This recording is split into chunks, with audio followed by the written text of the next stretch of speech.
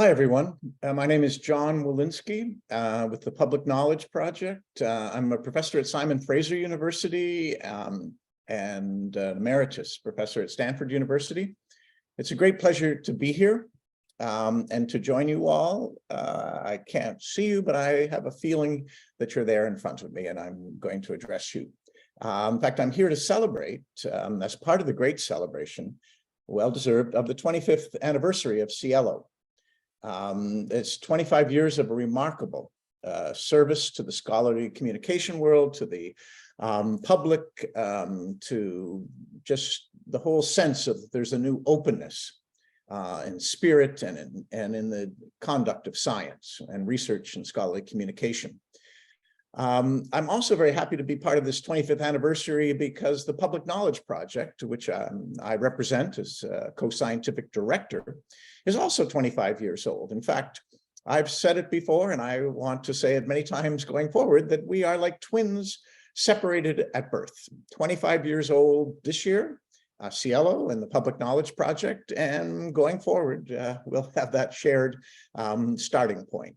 And the importance of this is that we come from different continents in terms of our origins, but that we share a similar spirit, a similar interest and openness, and a similar desire to see research and scholarly communication part of public discourse, part of what it is to be a part of the world, and as a human right in terms of access to knowledge, the human right to access to knowledge.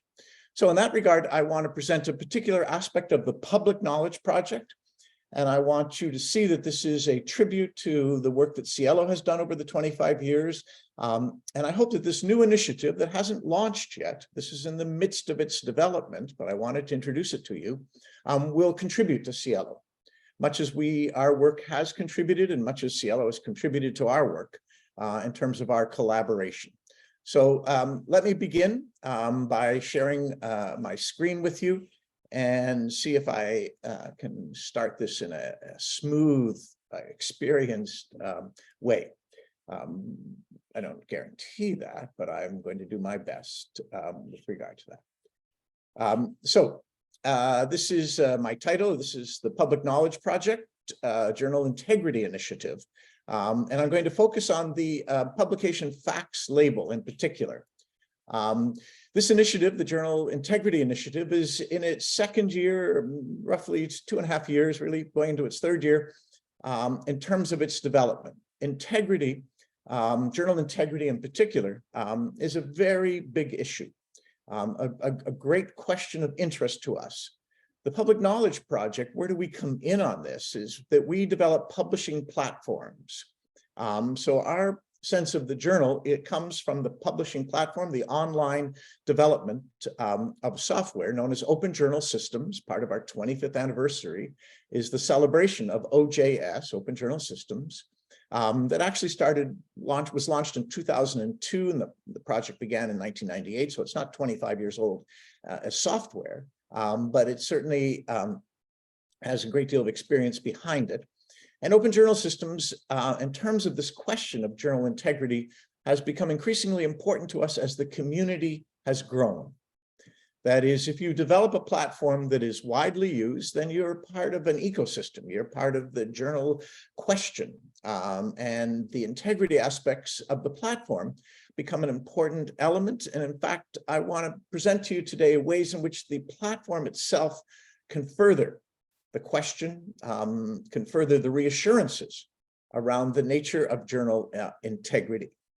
And in particular, I'm going to focus on, as I say, the publication facts label.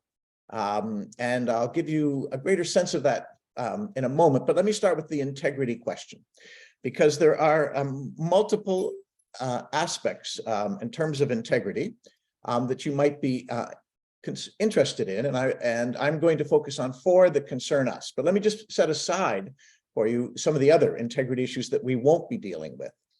For example, the integrity of the data, the cloning questions that are coming up. As a professor recently retired from Stanford University, this is making headlines right now in terms of data, the data integrity and the data potentially fraudulent treatment of the data. we're not dealing with that. We're not dealing with the internal consistency or the internal integrity of journal articles. We're dealing with the journal as a source of trust, a source of a different kind of knowledge. So the way that I would sum up the Journal Integrity Initiative is with 4 conditions that we're seeking to improve.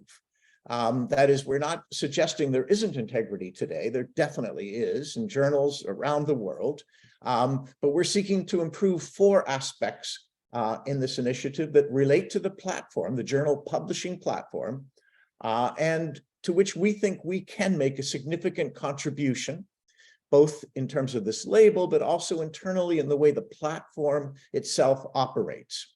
So the first condition is, and you can see it before you, research publications can serve the public as a check on misinformation. And I should apologize that these are not available. My slides are not available and probably should be in Portuguese and Spanish as well as English. So forgive me for that. But this first condition, research publications can serve the public as a check on misinformation, recognizes that in this world of internet availability, the almost infinite, seemingly infinite availability of information online, we have a serious misinformation issue. Deliberate, unintended, inadvertent, and mischievous treatment of information. And the public is becoming alarmed. It's becoming a topic in schools and in universities. And so we see that the journal needs to improve the ways in which it can serve the public as a check on misinformation. And what I'm going to propose to you, or what I'm going to demonstrate to you, in fact, is the way we're approaching how we can improve the service to the public in providing this check on misinformation. So that's the first one. This is addressed primarily to the public, and it's doing that because we see, as an advocate, as a group, an organization that advocates open access, we see our responsibility to not only inform the public through open access, but to provide some reassurance to them about the quality of information and how it's different from other forms of information, and how it is not guaranteed to be true or completely trustworthy, but to have a check, to have a way of establishing that the public has an alternative source through research, and one that it can have a degree of confidence in that it may not be able to have in other forms of information. And that leads to my second condition. That is that journals adequately inform readers about their adherence to scholarly standards, adherence of editorial oversight as a scholarly standard, adherence to peer review as a scholarly standard, adherence to data availability, declaring, well, we'll look at those details in a moment. So again, we're not suggesting that journals don't adequately inform readers about these things. We're saying that we want to improve the way journals inform the public and authors and researchers generally. The third one, that the public has an interest in knowing whether and why a journal is a trusted source. So we're suggesting again that there is a level of interest among the public, but a level of doubt. Certainly the public's confidence in universities has gone down over the last decade. And so we're hoping that this label will increase and improve the interest of the public, because they will be able to turn to journals with a little more confidence about what it is the journal delivers and why it is they might begin to rely on, or at least begin to consult research more. And then the final point we've set as a target for us, and this is really addressed at scholars, at other researchers, because although the label is, and the work of the initiative is addressed to the public because of this new responsibility in making the world an open access to research world, we still have responsibilities to authors and editors and readers, scholarly readers. So we want to establish a basis on which a scholar encountering an unfamiliar journal is ready to ascertain its quality, has a basis for ascertaining its quality. Too often authors are said, stick to the journals you know, only publish in the journals that are on our list, all that kind of closed sensibility. And one of the goals of the Public Knowledge Project is global. That is, we want to build a world of a global knowledge exchange. And we feel that one aspect of that is the unfamiliarity, is the sense in which authors are going to encounter work they haven't previously, a journal, sorry, that they haven't previously encountered. And we want to improve their ability to ascertain the quality. So these 4 conditions are the targets, not to establish for the first time, but as I say, and have repeated many times already, to improve the standing of these. And so you're welcome to hold me responsible, and to the Public Knowledge Project generally, that we're on this track in thinking about the presentation that I want to follow up with you. Let me give you just a brief introduction to what I'm talking about by the label. This is the label, but I want to show it to you in context, and I want to have a chance to demonstrate it to you. So I'm going to go live. This is my last slide. I know that's a lot of slides for a presentation like this, 3, or is that 4? No, 3. But I think that it's important that we get a sense of how it actually operates. So this label, and I'll take you into all the details in a moment in the actual context, is based on the nutrition facts label that is very standard in foods. It's not standard around the world in terms of its format. We have chosen and started to work with the North American version, but we have worked with it in multiple languages, in Arabic and German. And we have chosen it among the nutrition facts labels because it's particularly I'm not going to show it to you, but the North American version is fairly neutral in its presentation of facts. It doesn't have a thumbs up or thumbs down about nutrition, and it has quite a bit of detail. And we wanted those 2 elements. We wanted the presentation of the facts without a thumbs up and thumbs down, because those kinds of judgments are a little bit misleading in research. It's not that clear cut. Research is an evolving process. And also we wanted a level of detail. Not simply just a 3 measure count, sugar, calories, and whatever, sodium.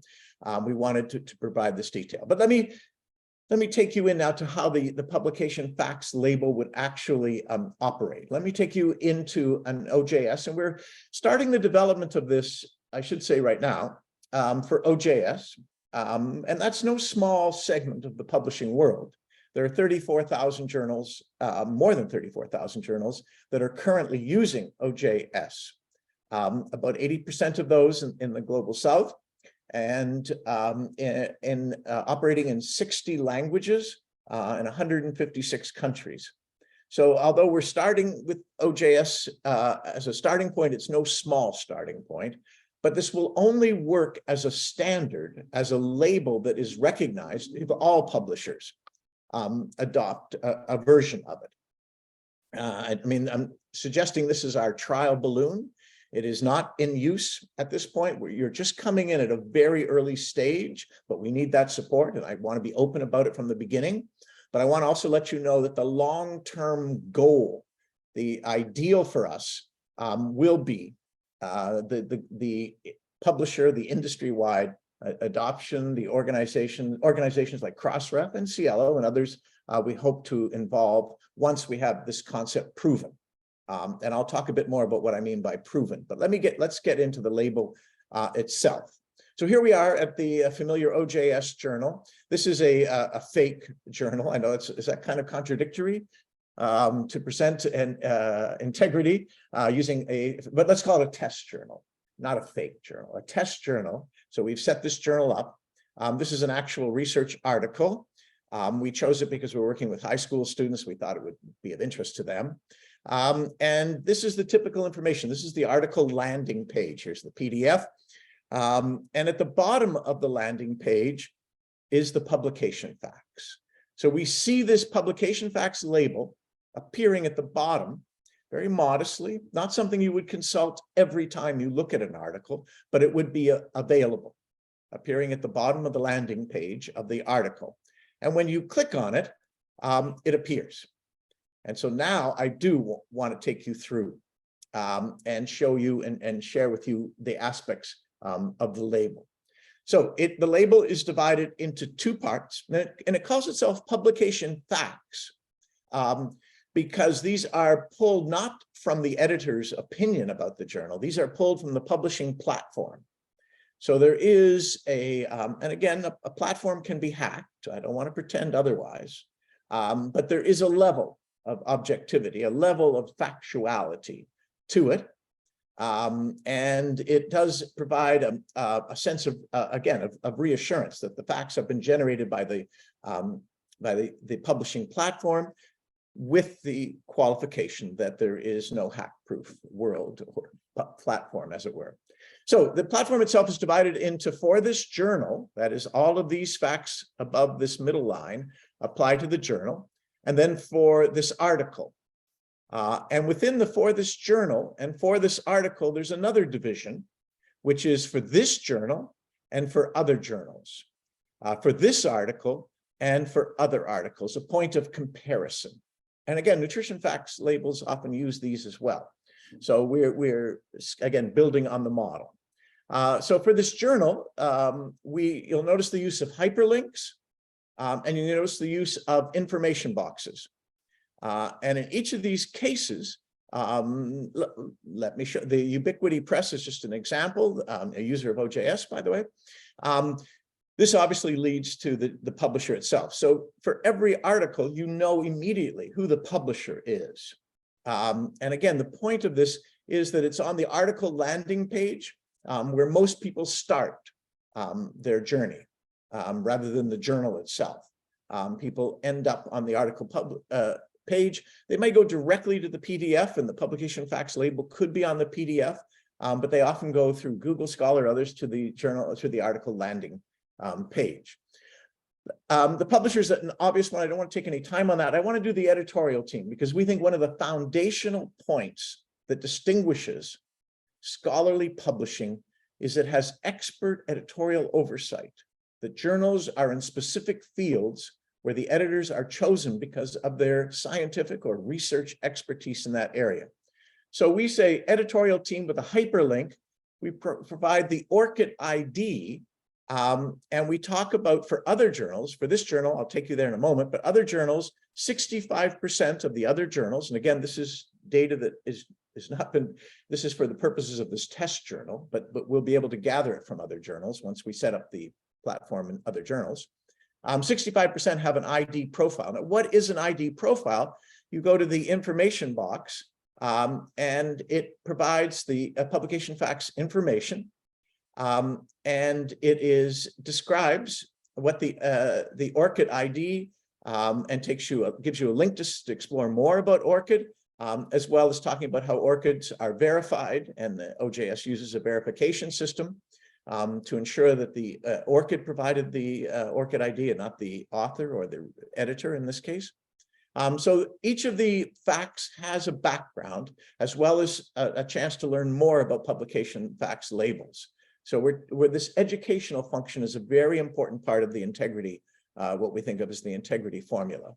If you go to the editorial team, you click on it, you go to see that, in fact, the editors are all set out, and board members with their profiles, so that you can look very easily at the profile of the editor to see, in fact, that they have a position in a department of medicine, which is appropriate for genomics. And you can begin to explore that whether that editorial oversight is in place, including for the editorial board, and as we'll see in a moment, for the peer reviewers as well. So let me go back to the publication facts label. We provide the proportion of articles accepted. Again, this is generated by the platform, and a comparison that is gathered from other platforms, other journals. And we indicate where the journal is indexed. Again, what do these initials stand for? You go to the code, you go to the publication facts modal, and it explains that we use 5 standard indexes, not so highly specialized, except Medline a bit. And again, these can all be a decision of the publisher. It's not a decision of the publication facts label. these would pull the indexing information from the publishers, from checking the publisher on these indexes. We have decided that only a limited number of indexes need to be indicated because this is for the public. We don't want to get hyper specialized in this information, but we do want to indicate that there is a recognition of this journal. The Web of Science is a little controversial at times in terms of its representation. We could include SciELO as an example in this as well, and others. We have for other journals 3.4 out of 5 is the average. So again, an indication that this journal is a little bit higher, represented a little higher in terms of its proportion. So these are all indicators. There's no one proof that this journal is totally trustworthy, but these are points of reassurance, points of checking, both of interest to the authors, of the potential authors for the article, but also of interest to researchers who are about to cite the article. This article is relevant to my research, but should I cite it? Am I going to be undermining my own research by citing it? And checking the publication facts provides a very handy indicator. Now, there may be other places in the journal. There is obviously for the editorial team, but to go looking for it. And again, in OJS, that's not too hard. You go to About, and the editorial team is there. But again, that's an OJS approach. About may be somewhere else, or there may not be an About, or there may just be editorial team right at the top. So it's the reliability and the centralization and the habit that this provides. Let's go to the article itself. So for this specific article, there have been 2 reviewers, it indicates, and the average is 2.4 for other journals participating in this series or this use of the publication facts label. If we click on peer reviewers, we see that we don't see the peer reviewers for this article. We see the peer reviewers for the previous volume. Now, in this test journal, this doesn't quite work because we only have 2 volumes, but we would we would design this so that the current reviewers would not be on display. And so if it's a brand new journal, this would be empty. But once the journal is operating, the previous reviewers, so there's no compromise. If there isn't open peer review, there's no compromise. And again, the reviewers for the entire volume, again, to protect anonymity, each of them has a ID. This obviously is a very, very high level of compliance with ID with ORCID. It's not a requirement with the integrity. It is very strongly suggested, and every participant in OJS is asked to provide their ORCID ID, but they can refuse that request. So again, the integrity of the peer review aspect then is being reassured. Sorry, not probably. Competing interests.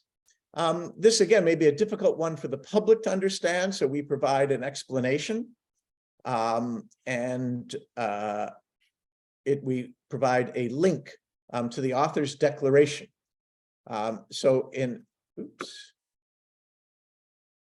Okay, good. In this case, the competing interest is. Oh, I need to log in. Oh, sorry. This is not working as it should, of course, but that's okay. Let's see if I can get back to. Yes, that doesn't appear to be leading us to the competing interest. So I apologize. Live presentation. This is bound to happen. Now you know it's really live, don't you? That was my test of verification built right in. So it leads to the statement of the authors that they have involvement in a company involved that is engaged in dog research and probably dog food as well. Let's try data availability, see if I do any better here. Yes, the data so the data and materials availability is here, and there are links to the data sets. And again, you don't need to be able to check these. We don't expect the public to do that, but it is reassuring to know that the data is available. And if you're a researcher interested in citing this paper, you might be very interested in being able to check the data and have a look at what the study finds, this study has found compared to your own study. So the relevance there for the publication facts is highly valuable. Now, data availability could be could be placed elsewhere on this page, and many articles do have a data availability statement. In fact, OJS does have one. But where will it be? Well, you know it will be here, and rather than having to look for it. Now, I want to turn to the funders, the final part of this aspect, and we have, that's interesting, this 32, I think is, yes, that's probably should be a percentage. Again, we're still under development here. So this has 3 funders, and it again provides links to the funders for the public, uses an abbreviation that makes it difficult to know who it is. But it's a single click to see that Darwin's Ark is one of the funders. And one would want to know, you know, is this a private foundation or is this a public one? You might be a little curious about who's involved in this. But again, the point of the publication facts is to provide you with that information. The NSF, the National Science Foundation, probably less questions about that. So the funding is another source. And again, you might compare the funders to the competing interests as an important aspect in thinking about the integrity. And so generally then we're saying that this would improve the public's ability to understand why the journals are different. So under peer review, if you look at the information box, it explains the peer review process. Again, we don't expect the public to check these every time. In fact, the public may not check them at all, but we want to make sure that opportunity is there. And for a high school biology teacher, this would be an important aspect perhaps, or a high school science teacher generally, an important aspect to share, a way of beginning to talk about scholarly communication as part of science education, and to talk to high school students, where we've been doing some of this research, to talk to high school students about what it is that distinguishes research and the questions that they should ask of that research in terms of their ability to trust, to rely on that information. Again, with qualifications always. So we talk about revisions, for example, we talk about article rejections, we talk about the anonymity of the research, and we are very clear that it's typically, this is not, that is that these are examples, and that the publication facts label is not so closely tuned because of its standardization to each journal. It is providing a general guide. So while the data is exact, the explanations are broader and are more educational, I would say, in their focus. It also talks about the importance of the ID and the profile, and in terms of the relevance, because we, the researcher expertise right here is the key aspect of the approach. This might be a good one, in fact, to talk a bit about how we're assessing this. Because the wording of this one in particular was affected by a class of 3 classes, in fact, of high school students in Woodside, California, not exactly representative, but still high school students in their grade 11 and 12 area. And we presented Danny Pimentel and myself presented the publication facts label and had them look at journals generally without the label, asked them to find points of reassurance and trust, and then presented the label to them with articles, in fact, this one. And they came back to us without hesitation of saying this would be really helpful to them because they were doing research in grades 11 and 12. So it would help them in terms of deciding what research to cite. The high school was using an algorithm or a mnemonic approach called CRAP, I think it was, not a most attractive term, but to help the students decide what was reliable research, but it was very vague in general and didn't rely on specific facts as we're doing. So there was a great appreciation of that. But the high school students came back. One thing they said to us was, you need to use bullets in these modals. I am given to paragraphs, if not sonnets, but and the students said, no, we don't read things that don't have bullets. And maybe that's American, an American aspect, but at any rate, we're at this stage of testing it, not just with high school students, but that was our first round and it was very well received. Real talk, they said, this is great. And so now we're testing it, and over the next, in fact, starting in August and through the fall and into the winter, we're testing it with medical editors because they need to be receptive to this. If medical editors are not willing, don't see this as adding value to their journal, if they don't see it as something that will help their readers and build the readership, then it's a non-starter, even within OJS. So we're testing it with medical editors. We're using focus groups, giving interviews with them, having interviews with them.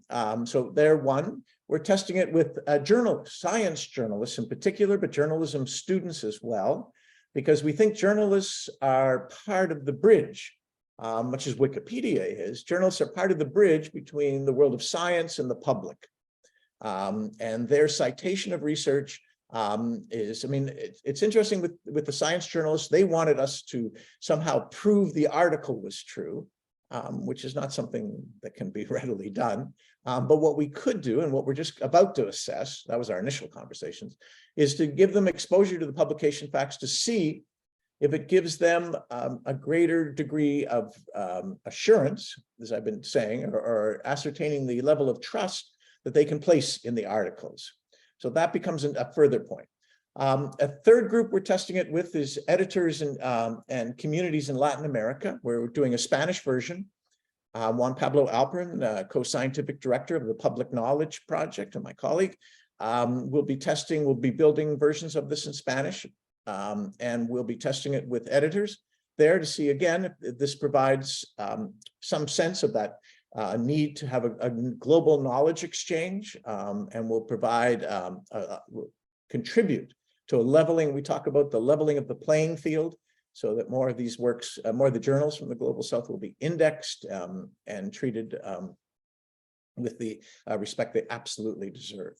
So that testing process will take us through the winter. And we'll be revising all of the elements of the publication facts label in response to that. And it will be at that point that we'll start looking at actually piloting, because at the same time the testing is going on, we're still building. That is, at this point, we are not generating this data from the platform. We're just beginning to build it. So the platform will generate the data, and we will be gathering that data from other journals using the publication facts label and compiling it and distributing it. We see that as a role for Crossref, as potentially an industry-wide organization, certainly not PKP. We want to bring in as much of the objective and third-party checks on this. I should say ORCID is another participant in this project, and we're building in further checks in terms of the verification of the ORCID ID in the case of those participating in the journal. So these all are part of this process that we're going through. I would, before I turn to questions, just very briefly show you how the publication facts works for the journal itself. So this is the journal homepage, Test Journal 2, you should be familiar with it now. And for the journal homepage, just very briefly, we just present the information about the journal. Journal homepages are not used all that much. People go directly to articles. We know that behavior, whether it's from Scopus or from Google Scholar or from SciELO.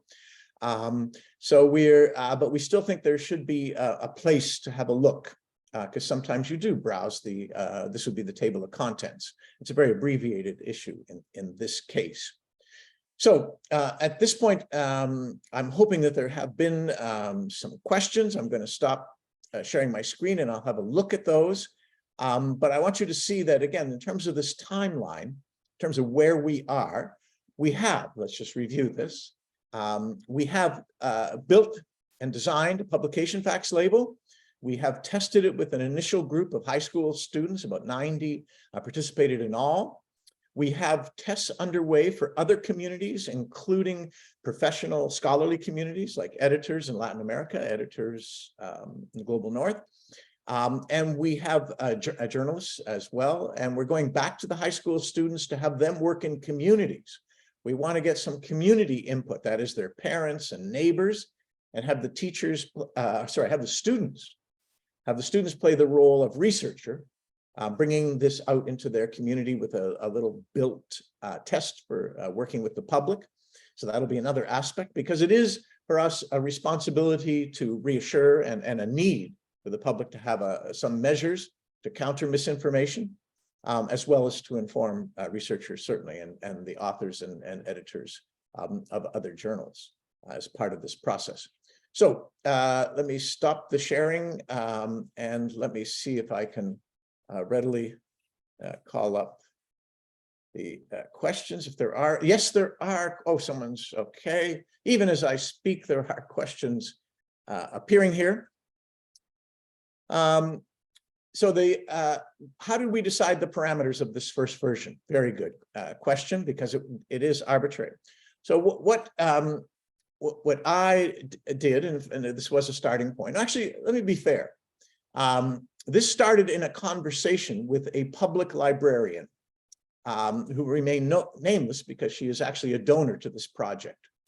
And in her role as public librarian, she was very interested in how she could provide her clientele, that is the people who came in, the patrons of the library, with a sense of what distinguished journals, the 2 points really, what distinguished journals, and how to form a basis of opinion, how to assess a journal's trustworthiness. And out of that, and again, and currently in conversation with high school students, but originally, I decided that the acceptance rate was one indication, that is that articles are rejected, which distinguishes and research from other forms of publication, was very important. Editorial oversight with researchers was very important, to know that a researcher is the editor, to know that peer reviewers are researchers with expertise in the articles area for peer review, and in the domain for editors and editorial board. And those are the primary ones. The conflict or competing interests, conflicts of interest, are secondary, but still critical. Data availability isn't applicable to all fields, all disciplines, all research within a discipline. But it is a good indicator if there is data, and in a data-centric world that we're living in, increasingly so, we thought it was relevant. The journal would not be able to choose which parameters to show, because the standardization is so important for the efficiency, the effectiveness of the label.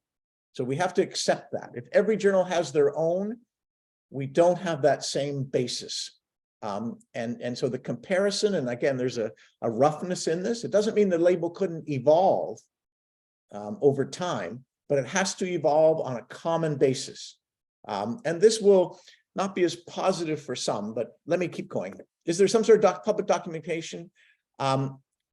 Yes. So the modals are the first step in that. Okay. Every fact has a modal explaining, typically leading to other sources of information about peer review, for example, about ORCID, for example, about the funders. But there isn't going to be a formula. There isn't going to be, at least as I see it now, and this may evolve, an easy way to provide people with, if it has 3 out of 5, then it is totally trustworthy. Because at the bottom, we want the public to know that science doesn't arrive at absolute truths. That's a philosophy of science statement, but I want to be clear about it in terms of my own interpretation. And so there is a sense in which there is degrees of certainty, points of skepticism, a basis for doubt, rather than it's absolutely true or it's categorically false, although there are instances of the false, I'm afraid.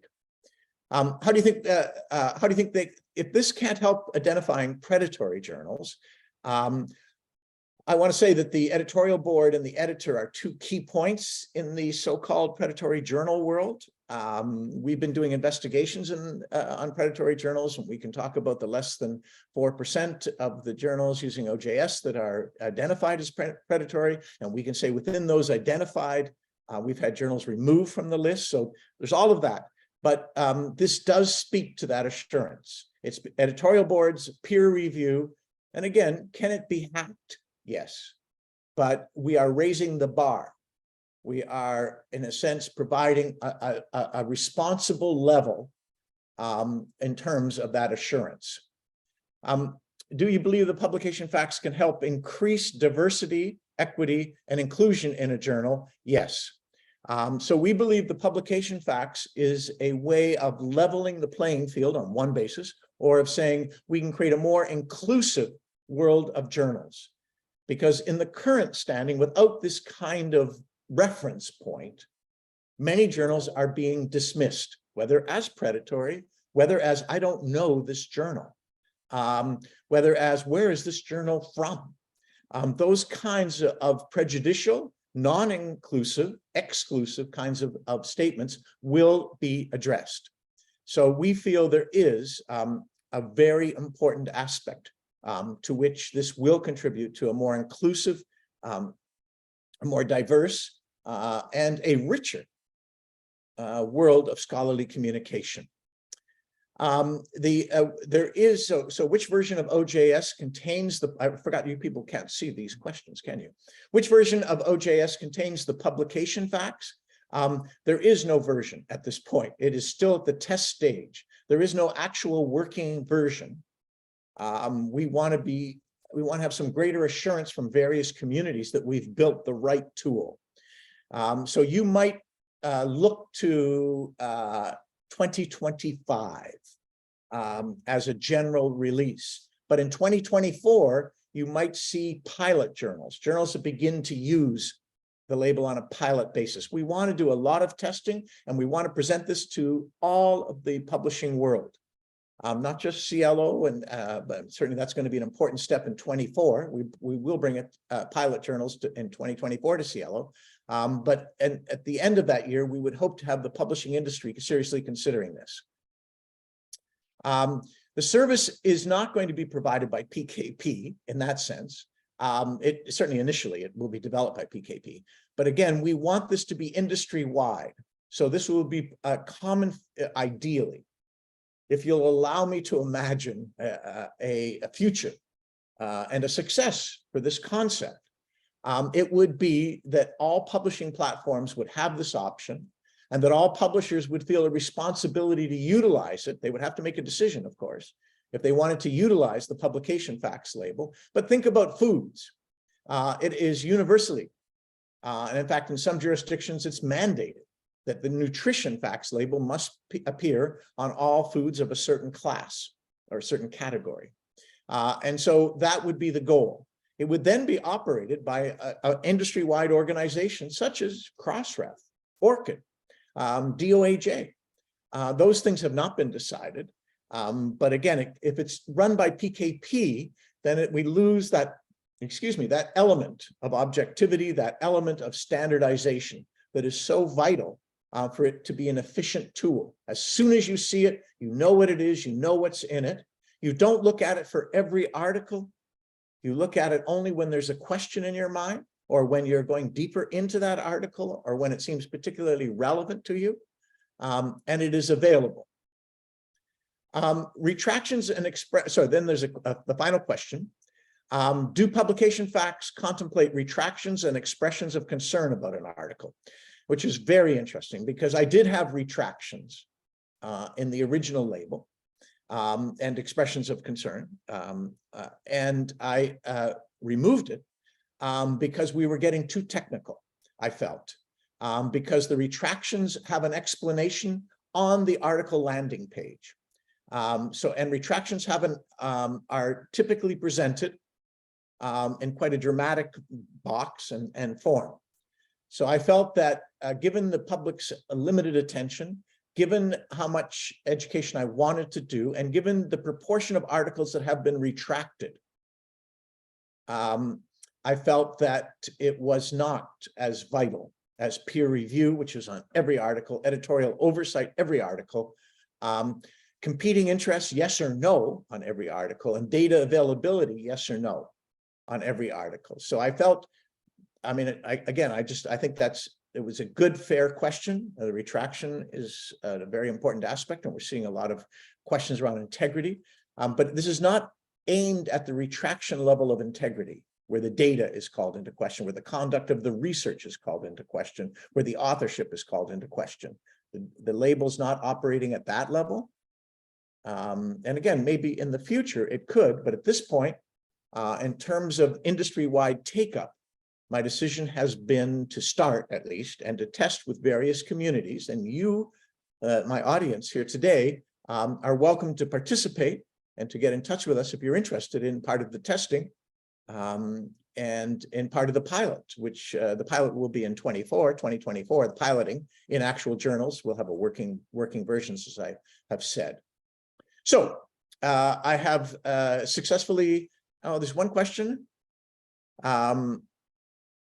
About documentation. I've talked about this. So, and the test journal, and again, if you would like to see the test journal, if you want to email me, my email is readily available, but it's willinsk@stanford.edu. But you can go online and find it easily enough. I'd be happy to share the test journal with you, understanding that it is a test journal in the sense that it's not it has been fabricated for testing purposes. And is not to be widely shared, and is not an actual publication facts label. It is a version to help us with the wording, in particular, the public's perception of it, and the sense of its usefulness. And if there are any aspects of the label that aren't useful, I want to remove them. I mean, the label has to be effective on every point for it to really serve in terms of this public, first of all, and then, of course, the researchers generally, and the authors of potential authors of a given article, potential authors of a given journal in that regard.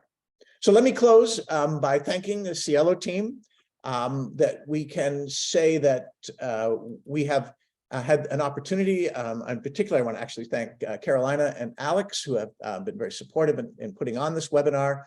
Alejandra at PKP, CASA has been another person who's been very, very helpful in this process.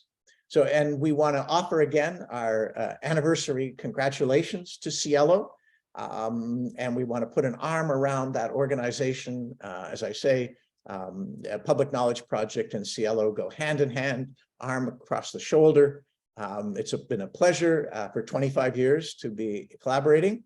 And it is a pleasure with which we look forward to at least another 25, no, just on into the future forever. Thank you very much, Carolina and Alex. Can we wrap it at that?